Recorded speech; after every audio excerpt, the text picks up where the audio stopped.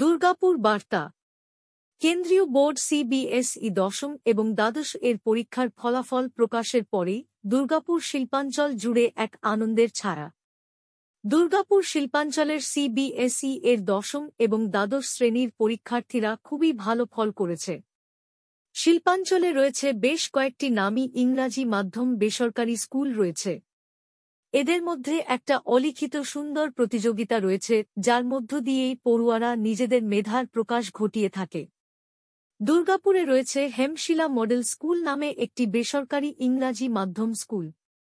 দুর্গাপুরে যেদিন থেকেই আত্মপ্রকাশ ঘটেছে এই স্কুলের, সেদিন থেকেই লেখাপড়ার এক নতুন দিশা এসেছে শিল্পাঞ্চলে।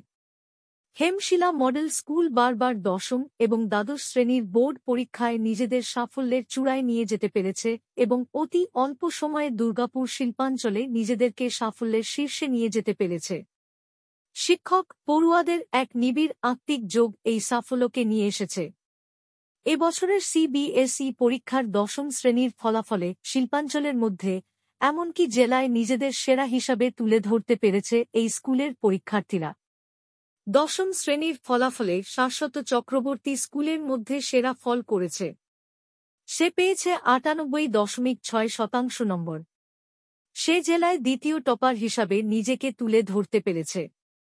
সৌজন্যা এস বর্মন স্কুল টপার এবং জেলায় দ্বিতীয় টপার। তার দখলে রয়েছে 98.6% নম্বর। সিবিএসই বোর্ডের দ্বাদশ শ্রেণীর বোর্ড পরীক্ষায় হিউম্যানিটিস বিভাগে জেলায় প্রথম স্থান দখল করেছে হেমশিলা মডেল স্কুল। রূপলেখা লায়েক স্কুল টপার হওয়ার সাথে সাথে জেলায় প্রথম হয়েছে।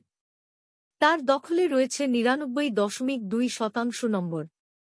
কার্যত হেমশিলা মডেল স্কুল অন্যান্য বারের মতো নিজেদের সেরা হিসাবে তুলে ধরতে পেরেছে শুধুমাত্র শিক্ষক এবং পড়ুয়ার এক দুর্লভ আত্মিক মিলের জন্য, যা বারবার সেরা লড়াইতে জয় এনে দিয়েছে।